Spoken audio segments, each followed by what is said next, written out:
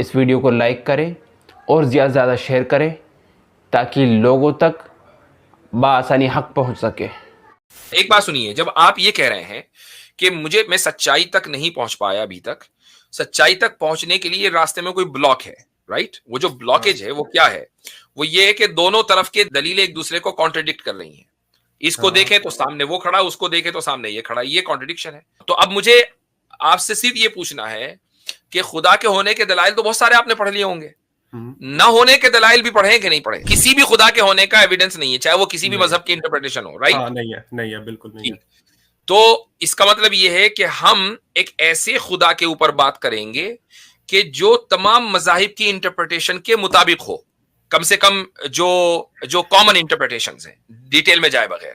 हम ऐसे खुदा पर बात कर सकते हैं कि नहीं कर सकते? अच्छा, और ऐसे खुदा के न होने पर आपके पास आपने दलीलें पढ़ी हैं, तो क्या वो दलील है? कोई एक दो दे जरा। तो मैं चाहता हूँ कि एम्पिरिकल तो बहुत यानी कि समझे कि वेल डिफाइंड वर्ड है। इस टेस्टेबल थोड़ा सा वेल डिफाइंड नहीं है, इसको थोड़ा डिफाइन कर दें कि जब आप टेस्टेबल कह रहे हैं तो क्या मतलब है। क्योंकि जब हम कोई अभी ला के देंगे आपको आर्ग्यूमेंट तो आप कहेंगे नहीं ये टेस्टेबल है ही नहीं।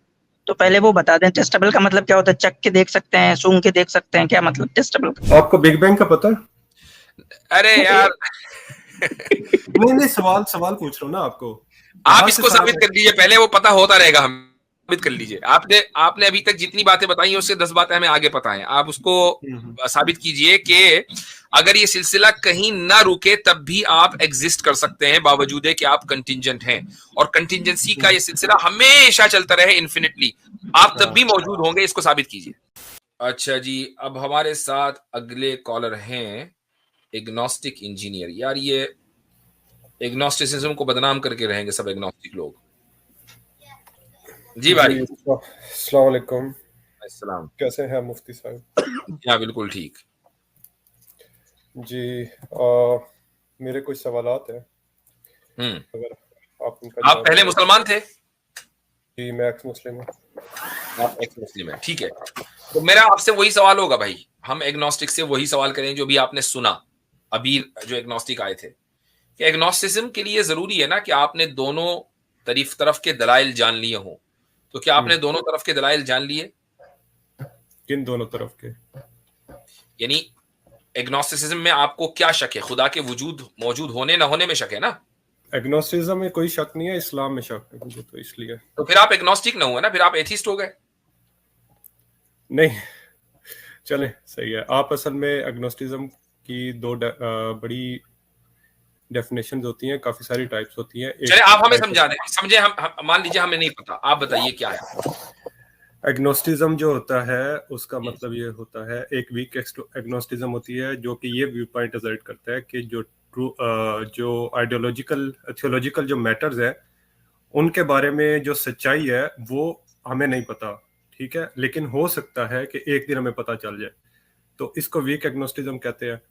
और स्ट्रॉन्ग एग्नोस्टिज्म इसको कहते हैं कि हमें किसी दिन पता भी नहीं चल सकता कि सच्चाई है क्या, यानी डाइटी यानी गॉड, खुदा, उसके बारे में हमें किसी दिन पता नहीं चल सकता। तो एग्नोस्टिज्म इटसेल्फ एक फिलोसॉफिकल पोजीशन है। तो आप वीक हैं कि स्ट्रांग हैं? मैं वीक एग्नोस्टिक हूं। अच्छा, वीक एग्नोस्टिक। तो इसका मतलब ये है कि सच्चाई आपको पता चल सकती है लेकिन अभी तक पता नहीं चली। अभी नहीं पता चली। अच्छा, सच्चाई अभी तक पता नहीं चली, उसकी वजह ये हो सकती है कि आपने मसलन खुदा के मौजूद होने के दलाइल को देखा, कंघाला, और आपको उसके मुकाबले में दलाइल नजर आए जो ज्यादा स्ट्रांग थे। फिर आपने खुदा के न होने के दलाइल को कंघाला, तो जो खुदा के होने के दलाइल थे वो कॉन्ट्रडिक्टरी नजर आए, तो आपको लगा कि यार एट दिस स्टेज मैं सच्चाई तक नहीं पहुंच पाऊंगा। ऐसे ही कुछ है। देखिए, मैं मुसलमान हूं तो मैं इस्लामिक गॉड की बात करूंगा, यानी अल्लाह की बात करूंगा। मैं उसी की बात कर रहा हूं। आपने दलाइल दोनों तरफ के देख लिए जो एक दूसरे को डिफाई कर रहे हैं। मैंने इस्लाम के दलाइल देखे और उनको देखा और उसके बाद अपनी पोजीशन को तो खुदा के न होने के कोई दलाइल आपने नहीं देखे? खुदा के होने के दलाइल या खुदा के ना होने के दलाइल? हाँ। एग्नोस्टिक पोजीशन क्या है कि खुदा भाई, एग्नोस्टिक आप जब ही बनेंगे ना, एक बात सुनिए, जब आप ये कह रहे हैं कि मैं सच्चाई तक नहीं पहुंच पाया अभी तक, सच्चाई तक पहुंचने के लिए रास्ते में कोई ब्लॉक है, राइट? वो जो ब्लॉकेज है वो क्या है? वो ये है कि दोनों तरफ के दलीलें एक दूसरे को कॉन्ट्रडिक्ट कर रही हैं। इसको हाँ। देखे तो सामने वो खड़ा, उसको देखे तो सामने ये खड़ा, ये कॉन्ट्रडिक्शन है। हाँ, तो अच्छा, अब आप, हाँ, तो अब मुझे आपसे सिर्फ ये पूछना है कि खुदा के होने के दलाइल तो बहुत सारे आपने पढ़ लिए होंगे, न होने के दलाइल भी पढ़े कि नहीं पढ़े? ना होने के खिलाफ जो दलाइल है वो पढ़े हैं, हाँ जी पढ़े हैं बिल्कुल।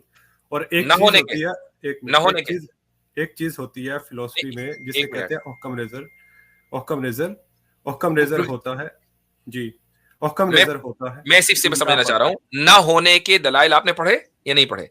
मैंने पढ़े हैं, ना होने के दलाइल भी ना पढ़े होने के हैं, दलाइल, होने ठीक के है, दलाइल भी पढ़े हैं। ठीक ठीक, मैं ये इतनी देर से मैं ये पूछ रहा हूं, आप अगर इसका जवाब दे टाइम बच जाता जी।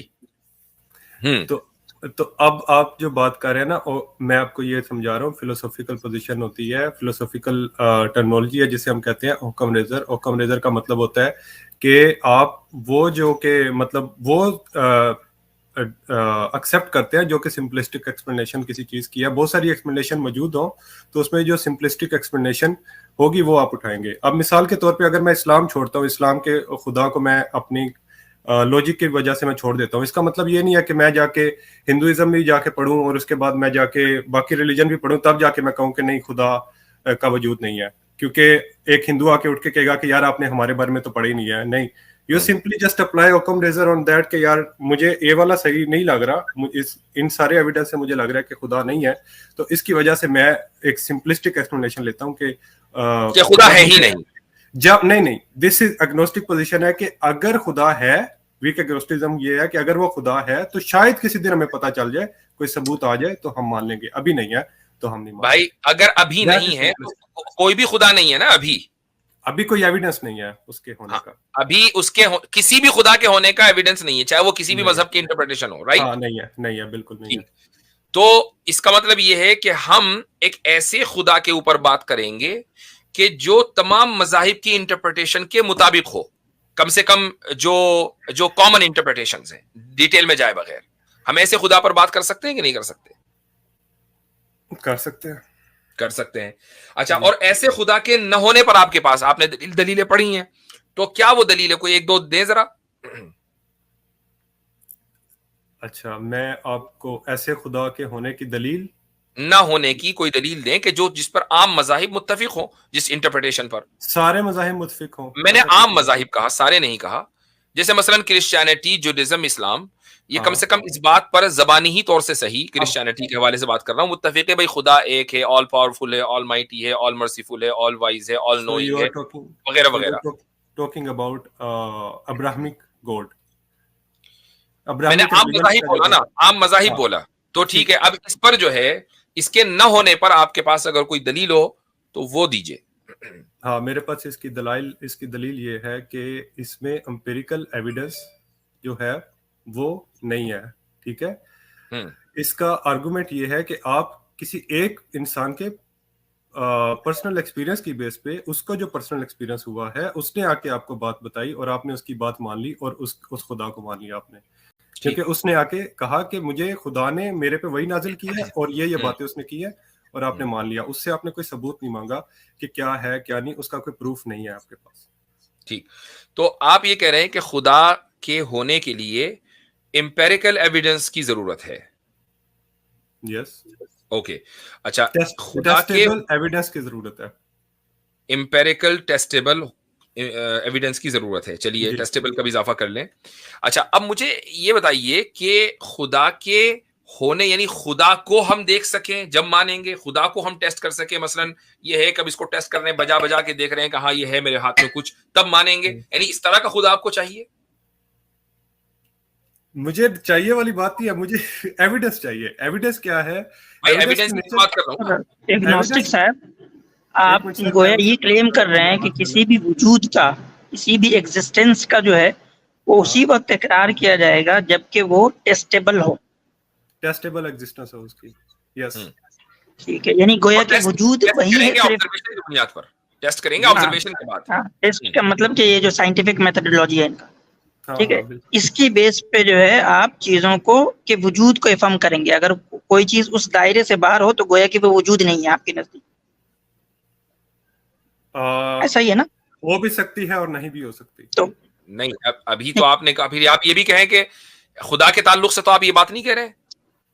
सर खुदा के बारे में तो आप ये कह रहे हैं कि ऐसे दलील चाहिए, ऐसा एविडेंस चाहिए जो टेस्टेबल हो और ऑब्जर्वेशन बेस्ड हो। हाँ तो मान लेंगे ना उसको, जब टेस्टेबल होगा, टेस्ट कर लिया जाएगा तो मान लेंगे। नहीं तो पहले इस पे इससे पहले एग्नोस्टिक साहब इस पे जो है बात होगी कि क्या वजूद जो है वो सिर्फ इसी जो आप बता रहे हैं मेथड, उसी मेथड के अंदर आती है, या वजूद का इस बात इसके बाहर से भी हो सकता है? या तो आप कहें कि नहीं इसके बाहर से भी हो सकता है, तो फिर हम कोई भी फिर दलील ला के दे सकते हैं। फिर आपका ये लिमिट करना कि नहीं ये दलील इसके अंदर की होनी चाहिए, फिर ये दुरुस्त नहीं है। या फिर आप कहें कि नहीं कोई भी जो वजूद होगा वो इसी दलील से साबित होगा। दोनों में से कोई एक बात माने आप। मैंने ये तो नहीं कहा, मैंने कहा कि टेस्टेबल हो, किसी भी तरह टेस्टेबल हो सकता है, जरूरी थोड़ी है कि वो साइंटिफिक। आपने ऑब्जर्वेशन की कैद लगाई, पहले ऑब्जर्वेशन फिर टेस्टेबल आपने कहा था। मैंने ऑब्जर्वेशन की कैप नहीं लगाई, मौलवी साहब ने ऑब्जर्वेशन की बात की है। लेकिन भाई आपने खुद ही कहा एम्पेरिसिज्म। चले सही है, आप टेस्टेबल सिर्फ ले ले, ठीक है, किसी भी तरह टेस्ट नहीं, आप कुछ भी मेरी तरफ गढ़ दे और कह रहे चले सही है। आप खुद बोला आपने एम्पेरिकल। अच्छा मैंने मतलब एग्नोस्टिक साहब आपका क्राइटेरिया क्या है ये खुद अभी तक तय नहीं है। नहीं आप बीच पे नहीं बोले, मैं मौलवी साहब से बात कर रहा था, आप बीच नहीं वो भी मौलवी साहब है भाई, वो भी मौलवी साहब है। मेरी फोटो देख के नहीं लग रहा मैं मौलवी साहब नहीं आप है मौलवी साहब, लेकिन ये जरा डेंजरस मौलवी साहब, इसलिए आप उनसे बात नहीं करना चाह रहे। नहीं चले मैं बात उनसे कर लेता हूँ, फिर एक इंसान से बात कर लेता हूँ। आप मुझे बता दे किससे बात करी, मैं उससे बात कर लेता हूँ। हम दोनों ही बात करेंगे, पूरा पैनल यहाँ मौजूद है। आप पैनल से बात करने के लिए आए हैं। चले आप टेस्टेबल, तो आपने एम्पेरिकल का लफ्ज आप वापस ले लिया। नहीं एम्पेरिकल हो या टेस्टेबल हो, इन दोनों में से कोई भी हो, I am okay with that, ठीक है। अच्छा ठीक है, तो जी आसिम भाई आप कुछ कह रहे थे। तो मैं चाहता हूँ कि एम्पेरिकल तो बहुत यानी कि समझे कि वेल डिफाइंड वर्ड है। इस टेस्टेबल थोड़ा सा वेल डिफाइंड नहीं है, इसको थोड़ा डिफाइन कर दें कि जब आप टेस्टेबल कह रहे हैं तो क्या मतलब है। क्योंकि जब हम कोई अभी ला के देंगे आपको आर्ग्यूमेंट, तो आप कहेंगे नहीं ये टेस्टेबल है ही नहीं। तो पहले वो बता दें टेस्टेबल का मतलब क्या होता है। चख के देख सकते हैं, सूंघ के देख सकते हैं, क्या मतलब टेस्टेबल का। मैं आपको एक मिसाल देता हूँ इस पे। टेक एग्जांपल के एक साइंटिफिक स्पेकुलेशन है कि एक पैरेलल यूनिवर्स हो सकता है जो कि इन यूनिवर्स को मतलब क्रिएट करता है। पैरेलल यानी मल्टीवर्स की एक कॉन्सेप्ट है। तो अब हम उसको अभी हम मान नहीं रहे, बस इट जस्ट एन स्पेकुलेशन। जब कोई टेस्टेबल एविडेंस आ जाएगा मान लेंगे, जो उसका टेस्टेबल होगा उसी तरह का टेस्टेबल एविडेंस। तो ये गोया आपका टेस्टेबल एम्पिरिकल ही है और कुछ नहीं है। हाँ यही बात है ना, आपने टेस्टेबल को डिफाइन एम्पेरिकल से कर दिया। नहीं आपने अजर्ट किया ना अभी, क्या नाम है तो भाई आप डिफाइन कर दिए ना कि टेस्टेबल का मतलब मेरे नजदीक ये है। आप कोई एविडेंस जो आपके दिमाग में आर्गुमेंट है आप लेकर आए, मैं फिर बताऊंगा कि वो टेस्टेबल। लफ्ज आपका लेकर मैं आऊं, आपने एक लफ्ज इस्तेमाल किया तो यकीनन उस लफ्ज की जो पूरी डेफिनेशन है वो आपके जहन में होगी। जब ये आपने कहा या तो एम्पेरिकल हो या टेस्टेबल हो, और टेस्टेबल का लफ्ज आपने बाद में ऐड किया एम्पेरिकल के बाद, तो कोई ना कोई उसके पीछे मकसद होगा उस लफ्ज के इस्तेमाल करने का, तो वो आपको पता होना चाहिए ना मेरे भाई। मुझे पता है, लेकिन मैं अभी आपको तो वो क्या है? नहीं मिसाल नहीं, आप उसको डिफाइन करें, आप उसको डिफाइन करें। वो मिसाल इस पर सादिक नहीं आ रही। आपने कहा कि हम इसलिए नहीं मान रहे मल्टी यूनिवर्स के अभी उसको टेस्ट नहीं किया। भाई टेस्ट कैसे करेंगे बताइए, कैसे होगा? एक काम करता हूँ आपको मैं सारा बता देता हूँ कि टेस्टेबल क्या होता है। एक मिनट अभी रुक जाइए, वो आप बताएंगे। अभी रुक जाइए, मल्टीवर्स थ्योरी को आप जब मानेंगे जब उसका टेस्ट हो जाएगा, तो कैसे होगा उसका टेस्ट? क्या आपके नजदीक उसका मेयार है, उसका टेस्ट कैसा होना चाहिए? ये तो साइंसदान नहीं बता सकते, तो मैं कैसे बता सकता हूँ इस वक्त। वाह भाई, यानी आप मानेंगे जब टेस्ट हो जाएगा, लेकिन आप खुद टेस्ट नहीं करेंगे, साइंसदान करेंगे। मैं खुद टेस्ट करूंगा। अभी तो आपने कहा साइंसदान बताएंगे, तो साइंसदान अगर किसी साइंटिस्ट ने, या हो सकता है मैं कल को करके उस चीज को टेस्ट कर लेता हूँ, तो मेरे पास तो यानी साइंसदान की बात नहीं मानेंगे? साइंसदान की बात मानूंगा, हो सकता है मैं की बात मानेंगे ना, एक्सपर्ट की बात मानेंगे, खुद टेस्ट नहीं करेंगे या खुद करेंगे? सुन लेना बात सुन लेना।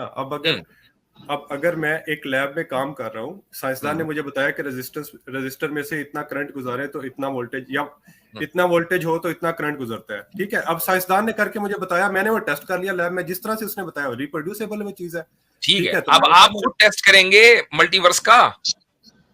यार अगर कोई साइंसदान आके मुझे बता देगा, हो सकता है कि मैं अगर अपनी लैब में सेटअप कर सकता हूँ मल्टीवर्स का, तो मैं कैसे करेंगे? उसका क्या मेयार आपके नजदीक है वो बताइए।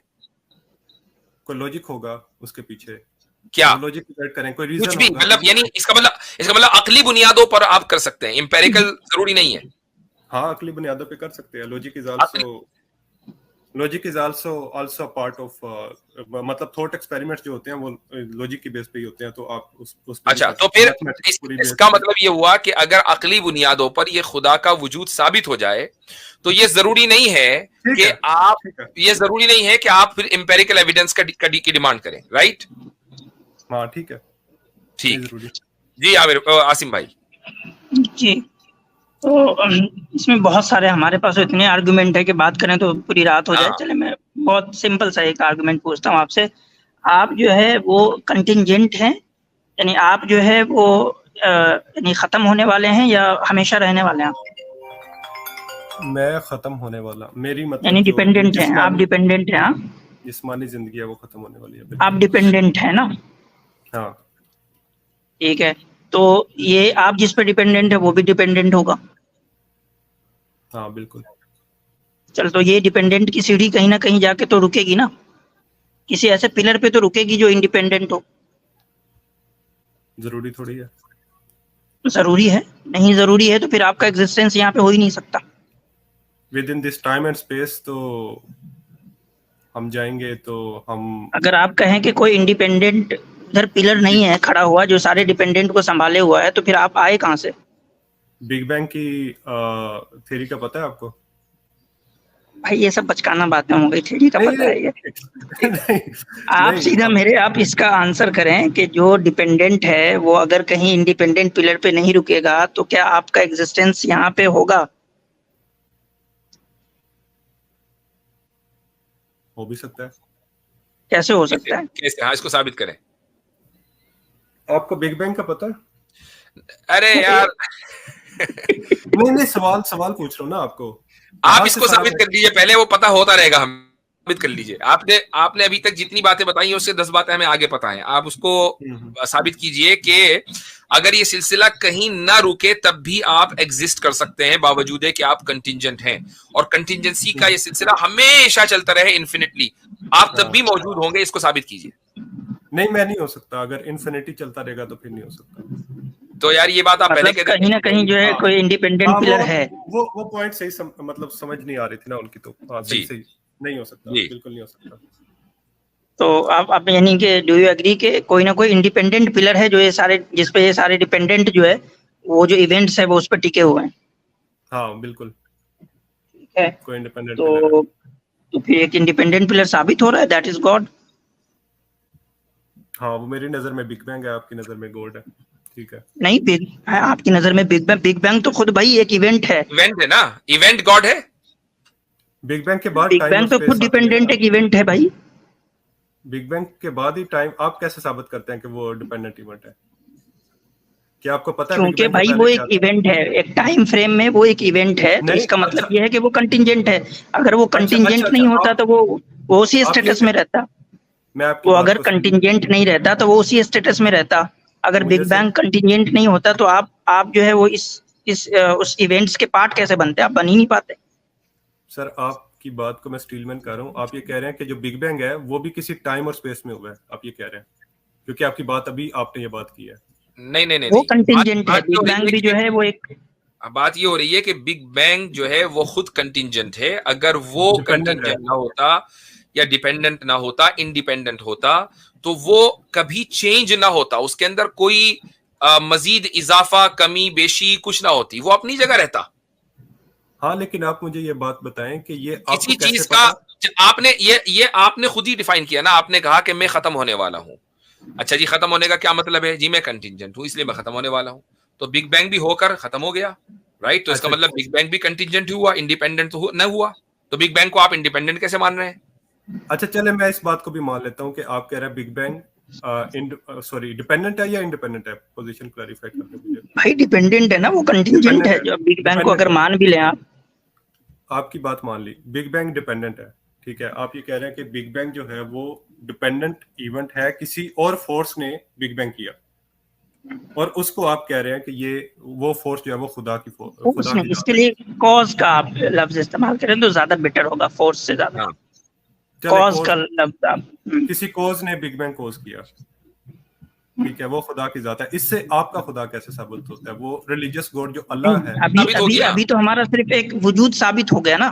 मतलब एक इंडिपेंडेंट वजूद साबित होंगे। अभी तो एक क्वालिटी उसकी साबित हुई है, अभी धीरे धीरे, अभी स्टेप बाय स्टेप चलेंगे ना। पहली सीढ़ी तो माशाल्लाह आपने हमारे साथ तय कर ली कि आपने एक इंडिपेंडेंट बीइंग के आप कायल हो गए। ठीक है, ठीक है, हो गए नहीं, एक मिनट, ये for the sake of argument है या हो गए? मैं आर्गुमेंट समझना चाह रहा हूँ, ठीक है, मैं बात समझ। तो इसका मतलब अभी नहीं हुआ है, तो आर्गुमेंट समझ लीजिए आगे बढ़ने से पहले। देखिए, जब आप भाई जो मुझे सुन बिग लीजिए, बैंग, जब बिग बैंग आपने खुद मान लिया कि बिग बैंग डिपेंडेंट है, तो उसके पीछे जो कॉज होगा वही इंडिपेंडेंट होगा। तो एक इंडिपेंडेंट कॉज के जिसको हम खुदा कहते हैं, आप उसके वजूद के कायल हैं कि नहीं? किसी कॉन्शियस वजूद के कायल जरूरी नहीं तो नहीं है अभी उसको कॉन्शियसनेस का भी हाँ। छोड़ दें, अभी सिर्फ एक इंडिपेंडेंट वजूद के कायल हैं कि नहीं। इंडिपेंडेंट कुछ भी हो सकता है भाई वो आप बात सिर्फ देखेंगे बाद में। अभी हम साबित करेंगे। आप इस इंडिपेंडेंट वजूद के एग्जिस्टेंस के कायल हो गए कि नहीं हो गए? क्यों इतना डर लग रहा है? मैं मान गया हूं आपकी बात, ठीक है, कायल हो गया, मैं आगे बढ़े आप। नहीं, for the sake of argument नहीं, आगे तभी बढ़ेंगे। हाँ, आपको अगर कोई शक है या एतराज है तो एतराज कीजिए अभी। क्योंकि मुझे पता नहीं है ना उससे पीछे क्या है, ना किसी साइंसदान को भी नहीं पता कि उससे पीछे भाई क्या है। हम तो क्या की बात, हम कॉन्शियस उसको वजूद को, एक मिनट, साइंस मुझे सुन लीजिए, अभी जो भी आपने कहा ना कि किसी साइंसदान को भी नहीं पता, साइंसदान को कैसे पता चलता है? साइंटिफिक मेथोडोलॉजी से पता चलता है ना। आप तो खुद ही ये मानकर आ रहे हैं कि साइंटिफिक मेथोडोलॉजी का होना जरूरी नहीं है खुदा को जानने के लिए, तो साइंसदान की बात कहां से आई? देखिए, साइंटिफिक मेथोडोलॉजी जो होती है, साइंटिफिक मेथोडोलॉजी के अंदर भी इवन साइंटिफिक मेथोडोलॉजी ऑब्जर्वेशन पे डिपेंड करती है, लेकिन साइंटिफिक स्पेकुलेशन भी कोई चीज होती है जो कि आप लॉजिक से, वो स्पेकुलेशन भी भाई ऑब्जर्वेशन ही के ऊपर कुछ ना कुछ ऑब्जर्व करते हैं, उसके बाद फिर स्पेकुलेट करते हैं। कहीं ना कहीं तो कुछ ना कुछ ऑब्जर्व करेंगे ना, या जहन में एक आइडिया आया बस जड़ दिया, ऐसा तो नहीं होता ना। हाँ। तो अभी आप थोड़ी देर पहले जो पूरी साइंस इंपेरिसिज्म के ऊपर डिपेंड करती है उसको कहकर आ रहे हैं कि नहीं, इंपेरिकल डाटा की कोई जरूरत नहीं है, अकली बुनियादों पर मैं कबूल कर लूंगा। अब हमने आपको अकली दलील देनी शुरू की, तो आपने कहा कि साइंटिस्ट को क्या पता कि बिग बैंग से पहले क्या था, फिर आप दोबारा साइंटिस्ट पर आ गए। तो ये सर्कुलर रीजनिंग नहीं तो और क्या है भाई? नहीं, मैं सर्कुलर रीजनिंग नहीं अप्लाई कर रहा, आप जरा इस जगह पे पॉइंट समझिए। मैं कह रहा हूँ कि मुझे कैसे पता हो सकता है कि उससे पहले कोई जो इंडिपेंडेंट, चले मान लेते हैं, ठीक है, आपकी बात मान लेते हैं, कैसे पता हो सकता है? अभी आपको दलील दी ना पता होने की, अभी तो दलील दी कि कैसे पता हो रहा है। इंडिपेंडेंट एग्जिस्टेंस को मान लेते हैं, आप काइंडली इससे आगे बात लेकर चले या फिर बात चले। वो कोई एक इंडिपेंडेंट कॉज है, ठीक है। आप ये मानते हैं कि नहीं कि आप बिग बैंग को मान रहे हैं? तो बिग बैंग जो है वो एक टाइम फ्रेम में हुआ है, मतलब उसका एक आगाज है, एक बिगिनिंग है उसका। उसके बिगिनिंग को आप मानते हैं बिग बैंग के, या वो इटर्नल है बिग बैंग? मानता हूँ उसकी बिगिनिंग को, हाँ मानता हूँ उसके बिगिनिंग को मानते हैं। चलो, तो अब इससे ये पता चला कि वो जो कॉज है, जो एक इंडिपेंडेंट कॉज है, उसने इसको बिगिन कभी किया है। या तो अब ये मानेंगे कि वो कॉज जो है, वो जो इंडिपेंडेंट कॉज है, उसके पास कॉन्शियसनेस नहीं होगा, उसके पास जो है कॉन्शियसनेस नहीं होगा, और ये बिग बैंग जो है उससे ऐसे ही आ गया है जैसे समझें कि आप आग से जो है गर्मी आती है। एक आग होता है, वो कॉज करता है, उससे जो है वो आग होता है, उससे गर्मी आ जाती है, वो ऑटोमेटिकली आ जाती है, मतलब जहां होती है वहीं आ जाती है ना। तो अगर आप ये मानेंगे तो फिर इसका मतलब ये मानना होगा कि इसका भी कोई बिगनिंग नहीं है, हालांकि अभी आपने कहा कि इसका बिगनिंग है। तो मतलब इसके पीछे जो इंडिपेंडेंट कॉज है उसके पास एक विल और इरादा है कि उसने इसको बिगिन किया है कभी, क्योंकि वो तो इंडिपेंडेंट है, तो वो तो इंडिपेंडेंट है, तो वो तो किसी पे डिपेंड नहीं करता, तो वो तो हमेशा से होगा, इटर्नल होगा। और ये तो इटर्नल है नहीं, ये तो इटर्नल है नहीं, क्या? और ये इटर्नल है नहीं, हाँ, तो ये तो इटर्नल है नहीं, ये तो एक 14 कुछ पॉइंट बिलियन। अल्फाज में एग्नोस्टिक इंजीनियर साहब, इसको आप इस तरह समझ लें कि अगर उस इंडिपेंडेंट कॉज को आप कॉन्शियस बीइंग नहीं मानेंगे, तो जो बिग बैंग का इवेंट है, जो डिपेंडेंट है, जो टाइम बाउंड है, उसको भी टाइमलेस होना पड़ेगा, जिस तरह वो इंडिपेंडेंट कॉज टाइमलेस है। ठीक? अगर और अगर आप, या फिर आप उस इंडिपेंडेंट कॉज को भी डिपेंडेंट मानेंगे, टाइम बाउंड मानेंगे, जिस तरीके से आपने बिग बैंग को डिपेंडेंट माना है। ठीक है। और ये फैलेसी है, क्योंकि अभी आप उसको इंडिपेंडेंट कॉज मान के आए तो डिपेंडेंट नहीं हो सकता। ठीक है, तो उसके अंदर कॉन्शियसनेस का होना जरूरी है। ठीक है, ठीक, यहां तक मान लिया। ठीक है, उसका तो कॉन्शियसनेस होना जरूरी है। ठीक है, अब ये साबित हो गया कि एक सुप्रीम बीइंग जो इंडिपेंडेंट है और उसके अंदर कॉन्शियसनेस भी है, उसका होना जरूरी है हमारे वजूद के लिए। ठीक है। अच्छा, आप ये कह रहे हैं कि उसका कॉन्शियस होना जरूरी है। हम्म। ठीक है, वो कोई इवेंट कोज करता है। ठीक है, यही बात है आपकी। ठीक है। हाँ हाँ। अच्छा, तो क्या वो बीइंग जो है वो कोज एंड इफेक्ट से बाहर है? ये मेरा सवाल है। भाई वो ये मैं सवाल इंडिपेंडेंट, करना वो चाहता डिपेंडेंट नहीं है ना, वो इंडिपेंडेंट है तो वो कॉज एंड इफेक्ट से तो बाहर ही होगा, वो तो कॉज से बाहर होगा ना अपने, हूं। ये वो तो बस आप इफेक्ट करता है ना। एक मिनट, ये तो आप अकली नहीं, दलाइल पे आप पहुंच भी रहे यही हैं। कह रहे हैं, आप भी यही मानकर आए हैं, क्योंकि अगर आप उसको कॉज एंड इफेक्ट के सिस्टम में डालेंगे तो फिर आप मौजूद नहीं हो सकते। अभी आपने कहा कि कॉज एंड इफेक्ट का सिलसिला इन्फिनिटली नहीं चल सकता, वरना मैं मौजूद नहीं हूंगा। अभी आप मानकर आए हैं, उससे उससे पलटिए मत। ठीक है, मैं आपकी बात से, मैं उससे नहीं पलट रहा, लेकिन मैं आपसे सवाल पूछ रहा हूँ सिर्फ कि क्या जी। वो कोज एंड इफेक्ट से बाहर बाहर है? ये तो आपने जब उसको मान लिया कि वो इंडिपेंडेंट है तो उसी वक्त आपको ये भी मान लेना चाहिए कि वो कॉज एंड इफेक्ट के इस जो है वो मैं तो साइकिल से अच्छा, बाहर है। ये तो खुद ब जो खुद आप हो गया, जवाब फिर आपका ये पूछना मतलब। जी चलें। जो आप जवाब देंगे तो ना, मैं उसको मान लूंगा। जो आप जवाब देंगे चलें, ना, मैं उसको मान लूंगा। दो चीज हो गई, दो चीज साबित हो गई कि एक इंडिपेंडेंट कॉज है और वो कॉन्शियसनेस है, कॉन्शियसनेस रखता है, कॉन्शियस है, कॉन्शियसनेस। ठीक है। ठीक है, और क्या वो कोज एंड इफेक्ट से बाहर है? वो कॉज से बाहर है, वो इफेक्ट बस करता है। वो बस इफेक्ट करता है, वो कोई मतलब हाँ, कि वो कोई उसका उसका कोई कॉज कॉज उसका नहीं है, कोई cause सारे कॉज जो है ना, उसका। सारे कॉज जो है, हाँ, सारे इफेक्ट जो है वो उससे ही है, लेकिन ठीक उसका है, कोई जो है कॉज नहीं है। ठीक है, उसका कोई कॉज नहीं है। इंडिपेंडेंट बीइंग है, उसका कोई कॉज नहीं है, उसको किसी ने कॉज नहीं किया, वो कॉज एंड इफेक्ट से बाहर है। यानी वो कोई भी काम जो कॉज एंड करता है। इफेक्ट नहीं, आप बार बार फैलेसी कर रहे हैं, कॉज एंड इफेक्ट नहीं, वो इफेक्ट करता है तभी तो हम यहाँ पे हैं। आप उसने जो बता है दें, तख्लीक की, उसने आप जो मुझे है वो बता दें मैं इवेंट। कौन सी फैलेसी कर रहा हूँ, काइंडली मुझे भी थोड़ा पता चले अब कि मैं मैं आपको बार मुझे बार मालूम कह रहा हूँ कि वो कॉज, उसका कोई कॉज नहीं है, वो इफेक्ट करने की ताकत रखता है, ठीक है। उसका कोई कॉज नहीं है लेकिन वो इफेक्ट करने की ताकत रखता है, तो फिर आप उसको कॉज एंड इफेक्ट से बाहर है, कॉज एंड इफेक्ट से आप बाहर है कर। आप मुझे डिफाइन करेंगे कॉज एंड इफेक्ट क्या होता है? अरे यार नहीं नहीं, एक मिनट, मुझे थोड़ी समझ नहीं आ रही ना इनकी बात की कि वो अफेक्ट होता भैया, है सिर्फ, वो आप cause अपने नहीं माँ बाप के इफेक्ट हैं, आपके माँ बाप आपके कॉज हैं। होता। हाँ हाँ, ये है, दैट्स इट, बिल्कुल सही। बस सिंपल सी बात है ना। हाँ, बिल्कुल सिंपल सी बात है। तो इसका मतलब है कि something happens because of something else, मतलब पहले कुछ हुआ, उसके बाद कोई चीज होती है। ठीक है, अब मुझे एक बात बताएं, आप यहाँ पे मेरा सवाल है, आप मुझे ये बात बताएं कि क्या मैं जब कोई बुरा काम करता हूँ उसके बदले मुझे दोजख मिलेगी? अरे भाई अब कहाँ कूद के आप जा रहे हैं, नहीं अभी नहीं तो नहीं हम नहीं लोग वजूद है, नहीं, सवाल अभी अरे तो सवाल हम अभी का क्या? खुदा अभी के बात वजूद कर पे रहे हैं, बात कर रहे थे। अरे मैं आपके खुदा को अभी मान बात लिया, कर रहे हैं हम आगाज बात की, करना आप मत चले गए रहे। इंतहा पे। अभी तो हम आगाज की बात कर रहे हैं, इंतहा पे कहाँ पहुंच गए? जन्नत मैं दोजख उस का तो इंतहा में मामला है। अरे यार, अच्छा, जी।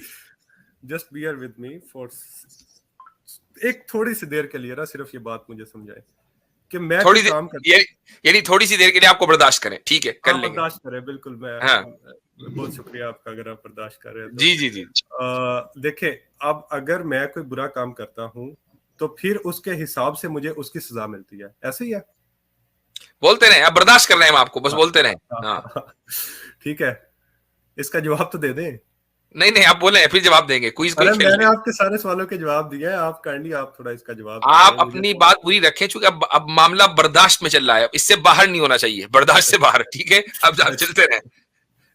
अच्छा, हाँ, अगर मैं कोई काम करता हूं और उसके बदले में मुझे कोई सजा या जजा मिलती है, तो इसका मतलब है कि मेरा जो काम है, यानी कोई खुदा मुझे सजा इस वजह से दे रहा है क्योंकि मेरा काम उसका कोज बन रहा है, उस अफेक्ट का कोज बन रहा है, उस रिजल्ट का कोज बन रहा है।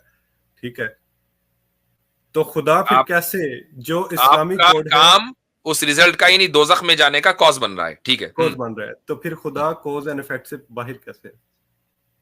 जो ठीक। अल्लाह है, जो खुदा हाँ, की जात है, वो कोज एंड इफेक्ट से बाहर कैसे है फिर? वो सजा अल्लाह को मिल रही है, आपको मिल रही? मुझे मिल रही है। तो फिर आप ही हुए ना अंदर। अल्लाह को काहे को ला रहे हैं हाँ अंदर? हाँ, मैं एक मिसाल देता हूँ ना इस पे। अब मिसाल के तौर हाँ, पे मेरे एक यहाँ पे यानी मैंने, अपने अमल का नतीजा आप भुगत रहे हैं, ठीक। मेरी बात सुन ले, और कह रहे हैं कि अल्लाह ताला कॉज एंड इफेक्ट का हिस्सा हुआ। वाह भाई वाह। मेरे सामने गिलास पड़ा हुआ है, मैंने एक गिलास खाली था मेरे पास, ठीक है, मैंने उसमें पानी भरना शुरू किया, वो भर गया। कोस क्या था, पानी भरना शुरू किया, इफेक्ट हुआ, ग्लास भर गया। तो अब ग्लास पे इफेक्ट हो रहा है, लेकिन कोस क्या है, मैं उसको कोस मतलब जो कोस है वो कुछ हो रही है, लेकिन कोस हो रहा है, कुछ हो रहा है। तो अब नहीं नहीं नहीं नहीं नहीं नहीं, आप है कॉज, आपने पानी भरा, हाँ, और इफेक्ट ये है कि गिलास भर गया, ठीक। हाँ, ऐसे ही यहां पर आपने गुनाह किया, इफेक्ट ये है कि आप जलेंगे। हाँ, तो हाँ, फर्क मैं क्या हुआ? जलूंगा, जलाएगा कौन, जलाएगा कौन? अच्छा, अब आप ये कहें कि मैंने गिलास रखा हुआ है, मैंने इसमें पानी भरा, ठीक हाँ, है, मैं, और लेकिन इफेक्ट जो है वो आसिम इफ्तिखार, वो कॉज आसिम इफ्तिखार नहीं साहब नहीं, है। क्यों मुझे भाई? बताएं, जलाएगा कौन मुझे? यानी मैंने कोई भर गलत मैं काम? रहा हूं, भर रहा गिलास है, और कॉज हो गया आसिम इफ्तिखार साहब। अरे मेरे भाई, मैं आपसे बहुत सिंपल सवाल पूछ रहा हूँ, मुझे जला कौन रहा है?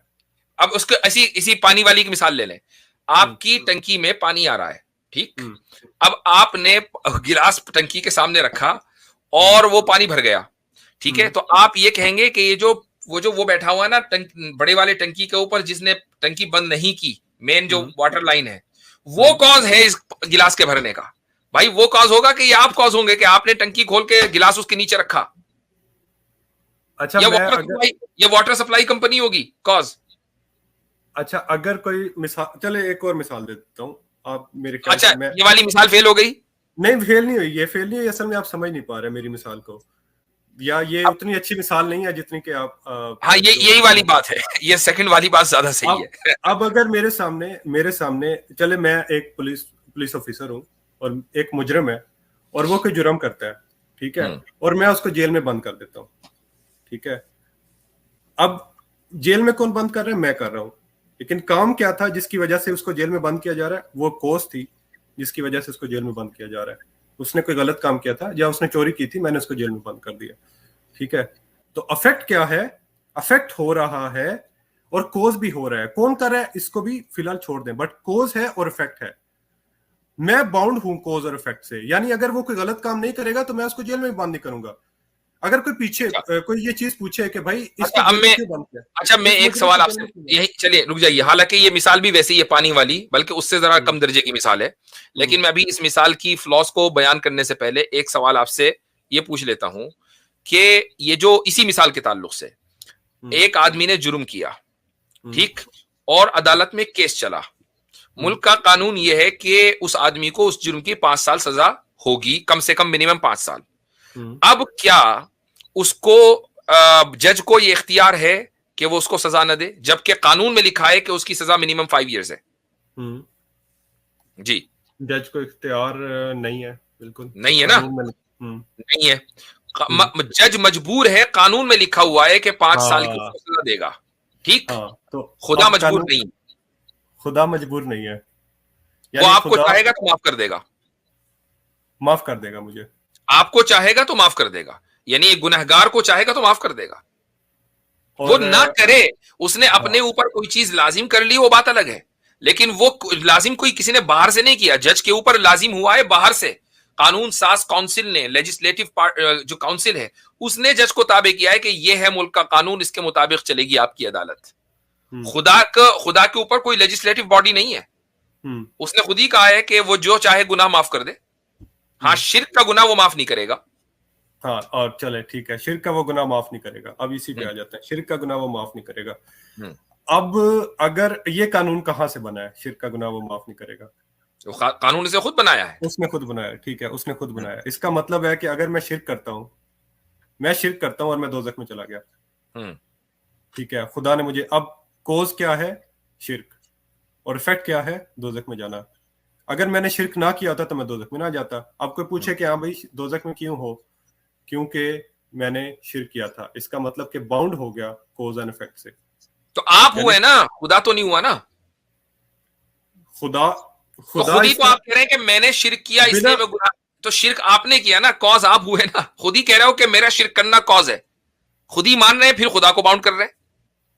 नहीं, खुदा बाउंड इस तरह हो जाता है कि खुदा अगर मैं ना करता तो फिर वो ना भेजता मुझे दोजख में, लेकिन तो बाउंड आप ना करते तो भैया आप ही तो कॉज हुए ना।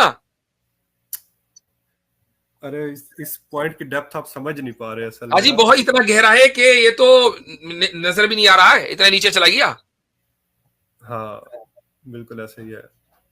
तो अब अगर वो मुझे अफेक्ट ये दे रहा है, सजा तो वही दे रहा है ना, अफेक्ट उसकी बेशक कॉज मैं ही हूँ, लेकिन सजा तो वही दे रहा है। कॉज आप है ना, कॉज आप है ना, कॉज मैं हूँ, बस। लेकिन सजा तो वही दे रहा है ना। खुदा कॉज ना हुआ ना, कॉज एंड इफेक्ट से बाउंड तो हो गया ना खुदा। कॉज एंड इफेक्ट से बाउंड नहीं हुआ, उसका बनाया हुआ कानून वो ये कहता है कि आप अगर गुनाह करेंगे तो सजा दी जाएगी। ये उसका बनाया हुआ कानून है, उसका बनाया हुआ कानून है, वो खुद नहीं है उसका हिस्सा कॉज एंड इफेक्ट का। अब मैं वापस उधर आ जाता हूं। यहाँ ये तो ये नहीं, बिल्कुल एक बेकार सी गुफ्तगू ही, चूंकि इसमें आपको बर्दाश्त कर रहे थे आपकी वजह से। असल बात जो है वो ये है कि शुरू में, मुफ्ती साहब, हाँ, शुरू में आपने इस बात को तस्लीम किया कि हम एक ऐसे वजूद के जो कॉन्शियस बीइंग है उसके कायल हैं और जो इंडिपेंडेंट है। अब मुझे एक बात आप बता दीजिए कि उस इंडिपेंडेंट का कोई कॉज है या नहीं है, आप इसको मानते हैं या नहीं?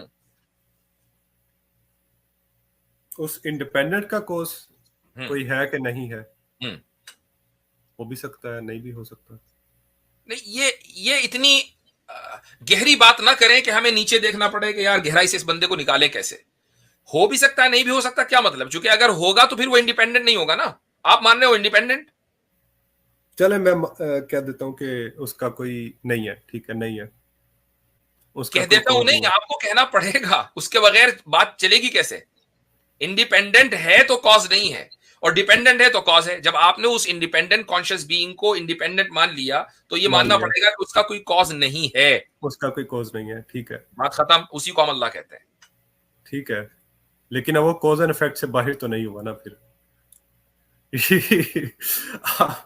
वो कॉज एंड इफेक्ट से बाहर तो नहीं हुआ ना, वो यही सबसे बड़ा आर्गुमेंट है जो कि ये सबसे बड़ा आर्गुमेंट नहीं, ये सबसे बड़ी जहालत है। एक तरफ आप ये कह रहे हैं कि वो इंडिपेंडेंट है, उसका कोई कॉज नहीं है, फिर खुद ही कह रहे हैं कि वो कॉज एंड इफेक्ट से बाहर नहीं हुआ। वाह भाई वाह, वो मुझे सजा दे रहा है इस वजह से क्योंकि मैंने गलत काम किया, ठीक है, ठीक है। तो ये कॉज और इफेक्ट उसके बनाए हुए हैं। आपका गुनाह करना और उसके नतीजे में सजा देना ये खुदा का बनाया हुआ कानून है। वो खुद जिस चीज को उसने बनाया है वो उसका हिस्सा नहीं है, वो उससे बाहर है। अच्छा, ठीक है, ठीक है, ठीक, चलें, ठीक हो गया, बहुत हो गया। इंशाल्लाह अब बर्दाश्त का पैमाना इतना हो गया है कि वो कहीं लबरेज ना हो जाए। तो फिलहाल अगली मर्तबा आपसे गुफ्तगू करेंगे इंशाल्लाह। चले, सही है, ओके। हाँ कि मतलब जो इंटरकोर्स करने के लिए शादी की क्यों कंडीशन नहीं है, मतलब अच्छा, विदाउट मैरिज क्यों होता है? ठीक है, ठीक है, ओके। हाँ हाँ हाँ, नंबर 1। और नंबर 2, मतलब जो स्लेव बनाया जा रहा है उसका क्या मतलब कहीं से भी स्लेव अगर वो युद्ध भूमि में आते हैं या फिर युद्ध भूमि अलग तरीके से है, मतलब मान लो कि एक कॉलोनी है तो वहां से तो वो कहीं से भी बना सकते हैं ना स्लेव। नो नो नो, कहीं से भी नहीं बना सकते हैं। तो देखिए हमारे यहाँ मतलब महाराष्ट्र में एक बहुत बड़ा एग्जांपल दिया जाता है शिवाजी महाराज के बारे में कि उन्होंने भी एक मुसलमान सरदारनी की एक सरदारनी मतलब उनकी बीवी को पकड़ा था। फिर उनके भी जो सहाबा थे तो वो बोल रहे थे कि आप इनको स्लेव बनाओ। हाँ, यानी कंपेनियन, यानी शिवाजी के जो करीबी थे, करेक्ट, कंपेनियंस। तो वो भी वैसे बोल रहे थे कि हमें भी ऐसा करना चाहिए, लेकिन उन्होंने ऐसा नहीं किया, उन्होंने छोड़ दिया और उन्होंने बोला कि मतलब मैं इनमें मतलब बहन माता मानता हूँ। यानी आप ये कह रहे हैं कि शिवाजी का जो काम है वो ज्यादा परफेक्ट है कि उन्होंने उसको स्लेव गर्ल नहीं बनाया, राइट? Correct correct. देखिए यहाँ पे छोटे बच्चों को भी स्लेव बनाया जा सकता है ना कुरान के हिसाब से। जी हाँ, चूंकि उसकी वजह यह है कि जो ट्राइब्स, अब आप ये भी बोलोगे उसकी एक जरूरत होती है, ठीक है, फिर ये तो मर्द जो स्लेव है उसके लिए भी लागू होगा ना। कोई अटैक होता है, एयरफोर्स पायलट है और वो फीमेल है मान लो, और उनको पकड़ा गया और वो बोल रहे कि मुझे स्लेव बनाओ, ठीक है मैं कंसेंट दे रहे हो, लेकिन मुझे मेरे मुताबिक ही चाहिए, मतलब वो पायलट है ना एयरफोर्स पायलट, तो उसको भी एयरफोर्स पायलट ही चाहिए पाकिस्तान का। वो किसी छोटे मोटे इससे वो अपना रिश्ता लेके गई है या वो जंग करने गई है? वो जिस एयरफोर्स पायलट को, उसको जो एयरफोर्स पायलट वो चाहिए उसको, उस एयरफोर्स पायलट को तो मारने गई है वो। स्लेवरी जो है वो एक प्रिविलेज नहीं है, पनिशमेंट है। कि जिनकी शादियां नहीं हो रही हैं, जो कवारे लोग हैं, अच्छे रिश्ते नहीं मिल रहे, वो जंगों में जाएगा। अच्छा, कुछ देर और हम रुकेंगे इंशाल्लाह। हमारे साथ हैं बैक स्टेज, क्या नाम है इनका भाई, नंद। हाँ हाँ, वाजिद साहब, शुक्रिया। जी भाई बोलिए। Yeah I feel sorrow for your father's इंतकाल। Thank you for your kind words, thank you. Yeah so okay, so we will start with question. तो जी देखिए, मैंने आपके और वो जैद भाई पटेल का वो स्लेवरी के ऊपर ये देखा था, मतलब बहुत काफी कन्विंसिंग आंसर्स थे, बहुत अच्छे आंसर्स थे, मतलब बहुत सारे मिसअंडरस्टैंडिंग दूर हो गए उससे। लेकिन देखिए, उससे एक सवाल मेरा ये है कि मतलब जब आप फीमेल स्लेव बनाते हो, तो मतलब उस पे अब आप इतने ह्यूमन राइट्स की तो इतना केयर कर रहे हो, यहाँ पे इस्लाम में बहुत सारे रेफरेंसेस है यहाँ पे, मतलब उसके राइट्स एंड ऑल, तो उसको मतलब शादी की ये क्यों नहीं है, कंडीशन क्यों है, नंबर एक। और नंबर दो, मतलब वो वेट अगर वेट वो, वेट, नंबर एक क्या है, सही उसको वाजे करें, क्या कह रहे हैं? हाँ कि मतलब जो इंटरकोर्स करने के लिए शादी की क्यों कंडीशन नहीं है, मतलब अच्छा, आप विदाउट स्लेव भी विदाउट बना मैरिज सकते। क्यों होता है, ठीक है, ओके। हाँ हाँ हाँ, नंबर एक। और नंबर दो, मतलब जो स्लेव बनाया जा रहा है उसका क्या, मतलब कहीं से भी स्लेव अगर वो युद्ध भूमि में आती है या फिर युद्ध भूमि अलग तरीके से है, मतलब मान लो कि एक कॉलोनी है, तो वहां से तो वो कहीं से भी बना सकते हैं ना slave. No no no no ये नो, है। कहीं से भी नहीं बना सकते हैं। जो हम्म, मैदान जंग में औरतें हम्म, आती हैं या वो जंग में शामिल है किसी भी तरीके से, तो स्लेव हम्म, गर्ल सिर्फ उन्हीं को बनाया जा सकता है, जनरल पब्लिक को नहीं बनाया जाता। ठीक है, पहली बात। अच्छा। ये दूसरी हम्म, बात का पहले जवाब दे दिया मैंने आपको। अब पहली बात पर आ जाते हैं कि हम्म, भाई शादी के बगैर उनसे इंटरकोर्स क्यों होता है। मैं आपसे ये सवाल करता हूं कि शादी में बुनियादी तौर पर क्या चीजें होती हैं। मैं रस्म रिवाज की बात नहीं कर रहा हूं कि साथ फेरे ये करो वो करो, नहीं। जो हम्म। असल चीज है शादी में वो क्या है? दोनों का एक दूसरे के प्रति कंसेंट। कंसेंट। ठीक है, अगर हम्म, आपने मेरी वो स्ट्रीम देखी है तो बुनियादी चीज क्या है? कंसेंट। कि भाई हम्म, बीवी ने कंसेंट दिया, शौहर ने कंसेंट दिया, दोनों एक दूसरे को कंसेंट दे रहे हैं, बात खत्म हो गई। अब उसका इजहार किस तरीके से हो रहा है वो हर रिलीजन में अलग अलग है ना? हम्म, तो कंसेंट मेन चीज है।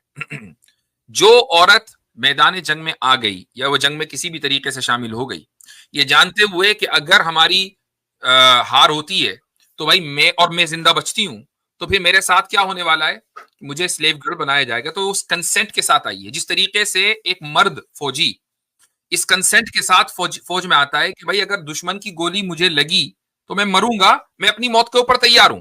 कंसेंट दिया उसने। यही वजह है कि उसके रिश्तेदार, अगर वो फौजी मर गया, उस मुल्क की गवर्नमेंट के ऊपर केस नहीं कर सकते कि यार तुम हमारे बंदे को अपनी फौज में ले गए थे और वो तो मर गया और अब हम तुम्हारे ऊपर केस करेंगे। वो कहेंगे भाई उसने फौज में ज्वाइनिंग की है, कंसेंट दिया है, अपनी मौत भी वो अपनी जान भी हाजिर कर देगा मुल्क की हिफाजत के लिए। ऐसे ही जिस तरीके से एक मर्द अपनी जान हाजिर करता है, एक औरत भी ये कहती है कि मैं जानती हूं कि मेरे साथ क्या हशर होने वाला है, लेकिन इसके बावजूद मैं ये कंसेंट दूंगी कि मैं उस हशर के लिए तैयार हूं, अपने मुल्क की, अपने ट्राइब की हिफाजत के लिए। इस इंटेंशन के साथ वो औरतें आती थी और उसकी वजह से उनको स्लेव गर्ल बनाया जाता। तो कंसेंट तो मौजूद है। अच्छा ठीक है। तो देखिए, हमारे यहाँ मतलब महाराष्ट्र में एक बहुत बड़ा एग्जाम्पल दिया जाता है शिवाजी महाराज के बारे में, कि हम्म, उन्होंने भी एक मुसलमान सरदार की एक सरदार मतलब उनकी बीवी को पकड़ा था, फिर उनके ठीक। भी जो सहाबा थे, तो वो बोल रहे थे कि साहबा कौन आप साहबा? इनको स्लेव बनाओ। हाँ, यानी कंपेन यानी शिवाजी के जो करीबी कंपेनियंस, थे। करेक्ट, कंपेनियंस, तो वो ओके। भी वैसे बोल रहे थे कि हमें भी ऐसा करना चाहिए। लेकिन उन्होंने ऐसा नहीं किया, उन्होंने छोड़ दिया और उन्होंने बोला कि मतलब मैं इनमें मतलब बहन माता मानता हूँ। तो मतलब ये एक इससे भी ज्यादा एक एग्जाम्पलरी में एक आइडियल एग्जाम्पल सेट होता है ना, कि अगर इफ कुरान इज फ्रॉम मतलब इस्लाम इज फ्रॉम द अल्लाह, तो इट इज, आप जी। तो ये तो परफेक्ट होना चाहिए। लेकिन हमारे यहाँ और एक परफेक्ट एग्जाम्पल मिल रहा है, यानी आप ये जो कह रहे हैं कि हम, शिवाजी का जो काम है वो ज्यादा परफेक्ट है कि उन्होंने उसको स्लेव गर्ल नहीं बनाया, राइट? करेक्ट करेक्ट, हाँ, उनके ठीक। भी तो कंपेनियंस रसूल यही बोल अकरम रहे थे कि, सल्लल्लाहु अलैहि वसल्लम ने हजरत जुवैरिया बिनतुल हारिस को स्लेव गर्ल नहीं बनाया, बल्कि उनसे उनकी मर्जी के मुताबिक शादी की। वो भी जंग में ही आई थी। हजरत सफिया को स्लेव गर्ल नहीं बनाया, उनसे मर्जी के मुताबिक शादी की। वो भी जंग में ही आई थी। तो उनसे सदियों पहले एग्जाम्पल सेट किया जा चुका है। लेकिन कंपलसरी नहीं है ना यहाँ पे शादी। किसने कह दिया कंपलसरी? ना शादी कंपलसरी, ना स्लेव गर्ल बनाना कंपलसरी है। यानी स्लेवरी जो है वो one of out of many options उनमें एक ऑप्शन ये भी है कि इनको जाने दो, वापस कर दो, ये भी ऑप्शन है। कुरान ने इसी को जिक्र किया, इम्मा मन्ना व इम्मा फिदा, कि या तो एहसान कर दो या रैंसम लेके छोड़ दो। आयत कुरान नंबर में बता कहीं ये दीजिए। जिक्र नहीं है, कुरान में ये कहीं जिक्र है ही नहीं कि स्लेव बनाओ। कुरान में स्लेव को आजाद करने और का आप हुक्म है, स्लेव मुफ्ती साहब, बनाने और का ये चीज ये क्यों भूल जाते हैं, ये लोग ये चीज क्यों भूल जाते हैं कि वो कॉम्पिटेंट्स थे, वो लड़ने आए थे, वो कोई खेलते, जी। वो बच्चे नहीं थे जिनको पकड़ के बिठा लिया गया था। वो लड़ने आए थे, वो लड़ाकू थे, वो कोई आम इंसान नहीं थे, वो लड़ना जानते थे। तो उनको आजाद भी अगर सबको मान ले, आपकी बात मान ले कि सभी को आजाद कर दिया जितने भी लड़के आए, तो फिर फायदा क्या, वो तो दोबारा जंग करने आएंगे। देखिए यहाँ पे छोटे बच्चों को भी स्लेव बनाया जा सकता है ना कुरान के हिसाब से। जी हाँ, चूंकि उसकी वजह यह है कि जो ट्राइब्स उस जमाने में जो जंगें होती थी, थोड़ा सा उसको भी जहन में रखना चाहिए। आज का जो मॉडर्न वॉरफेयर है और जो क्लासिकल वॉरफेयर है उसमें फर्क है। क्लासिकल वॉरफेयर में होता यह था कि कबीले जब जंग करते थे तो वो सिर्फ सोल्जर्स नहीं आते थे मैदान जंग में, वो अपने बीवी बच्चों को लेकर आते थे। क्यों लेकर आते थे? ताकि फौजियों के जहन में यह रहे कि पीठ नहीं दिखानी है, पीठ अगर दिखाकर भागोगे तो ये जो औरतें और बच्चे हैं इनको कैद कर लिया जाएगा, मरते दम तक लड़ना है अपने बीवी बच्चों की हिफाजत के लिए। अब फौजी तो सारे मर गए, तो बीवी बच्चों का क्या होगा? आपकी बात तो फिर आप इससे गलत, उनको मैदानी आपकी जंग में तो लेकर आए हैं और उनकी वजह से आपको मोटिवेशन मिल रहा है और आपने खुद ही कीमत तय की है कि मैं मरूंगा या ये कि ये स्लेव बन जाएंगे, तो उनको स्लेव ही बनाया जाएगा ना।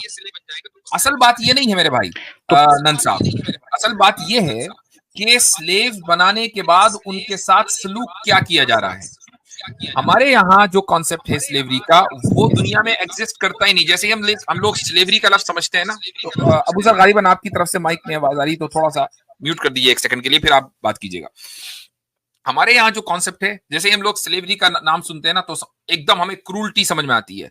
अमेरिका में स्लेवरी का लफ्ज बोला जाता है तो व्हाइट्स ने ब्लैक्स के ऊपर जो जुल्म किए फौरन हमें वो समझ में आ जाते हैं और हमें वो याद आ जाते हैं। इसी तरीके से जो दासियों के साथ अमल होता था वो हमें याद आ जाता है। इस्लाम में इसका कॉन्सेप्ट ही नहीं है ना, इस्लाम में इसका कॉन्सेप्ट नहीं है। इस्लाम में क्या कॉन्सेप्ट है? अब आप ये देखें कि मुसलमानों में सेकंड और थर्ड जनरेशन में जितनी ज्यादा एकेडमिक प्रोग्रेस हुई है वो सारे के सारी उन लोगों ने की है कि जिनके जो स्लेव्स थे या उनके बाप और माँ स्लेव्स थे, उनको आजाद कर दिया गया था। चाहे वो कुरानिक इंटरप्रिटेशन हो, हदीस कलेक्शन हो, फिक्ह हो यानी इस्लामिक लॉ हो, हर चीज में वही आगे हैं। और उनको हम आज जब नाम लेते हैं ना तो उनको बोलते हैं इमाम, इमाम उनके नाम के साथ लगाते हैं।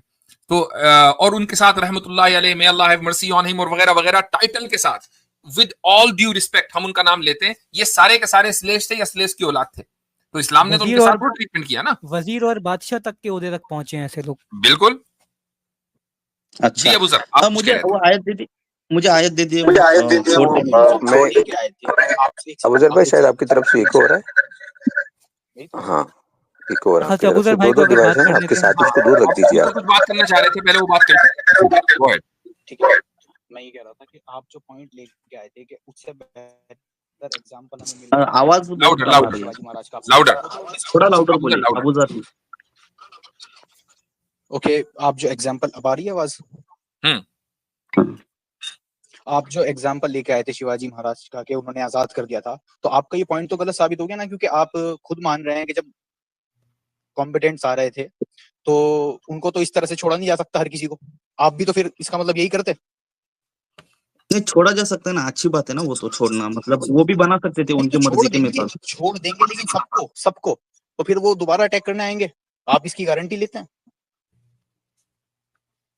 हाँ नहीं, मैं वही बोल रहा हूँ, ठीक है, उसके साथ आपको सेक्स क्यों करना है, ठीक है, कैदी बनाओ, उसके बाद मतलब आवाज क्यों हो रही है?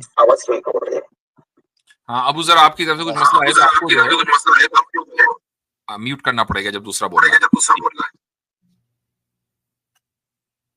जी भाई कंटिन्यू करें आप। अबू जरा भाई, आप ना देखिए, दो डिवाइस जो है आपके एक एकदम दूर रख दीजिए। दो डिवाइस सामने होगा तो साथ में तो उसमें इको आती है, तो ये आसान हो जाएगा।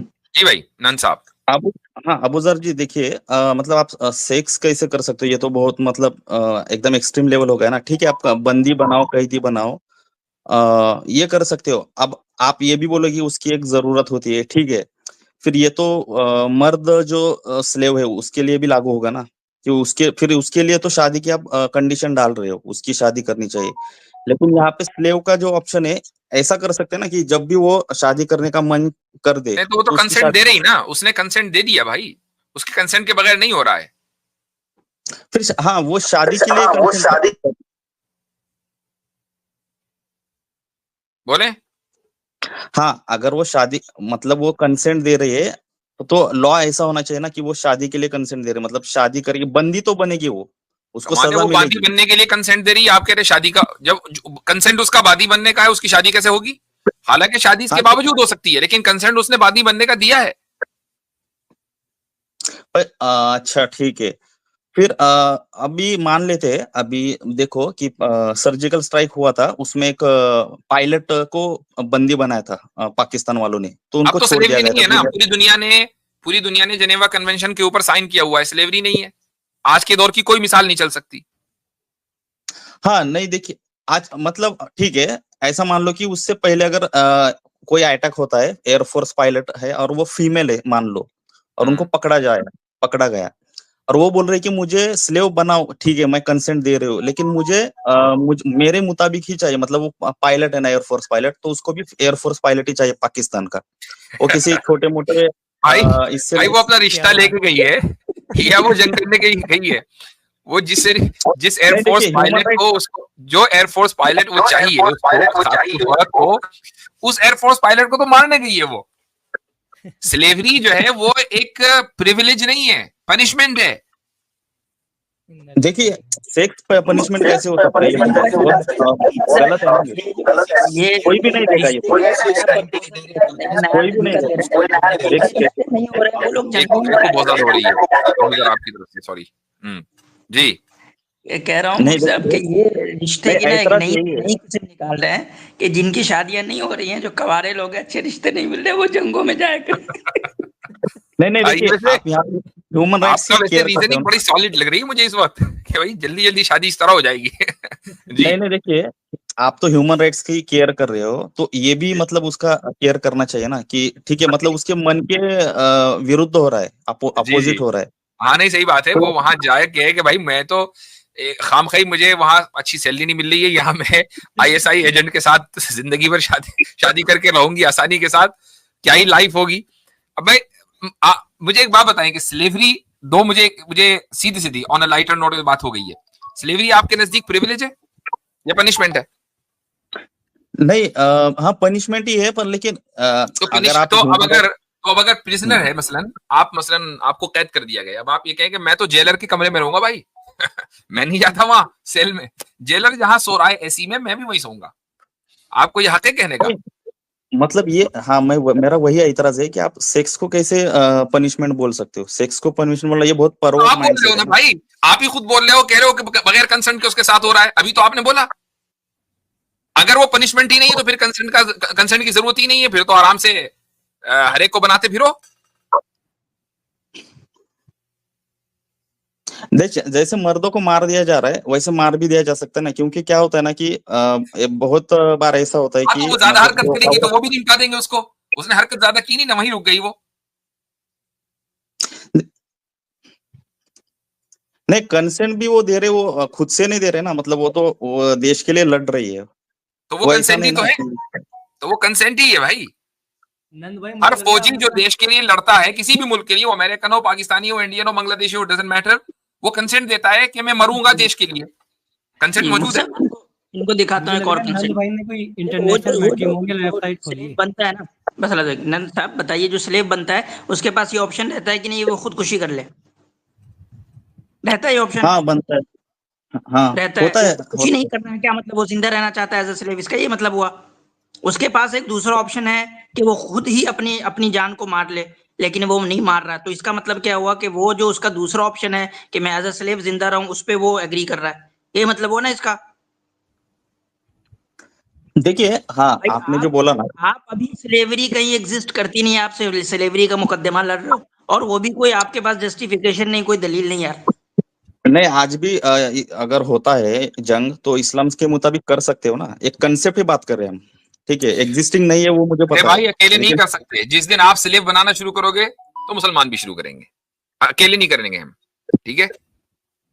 अच्छा ठीक है। हाँ, अब ये मेरा बात है। दूसरा सवाल है, अच्छा ठीक है, मेरा दूसरा एक सवाल है, ठीक है, ये बस हो बहुत गया, हो अच्छा गया, ये हो गया। अब जरा है। हमें देखिए इजाजत भी चाहिए भाई। एक 2 लास्ट घंटे दीजिए 40 हमें, मिनट हो गए हैं। ठीक, एक नहीं, लास्ट बस एक ही। अगली मर्तबा आइएगा, अगली मर्तबा इंशाल्लाह आइएगा। बहुत बहुत शुक्रिया। अगली अच्छा। दफा आइएगा प्लेट का रिश्ता लेके।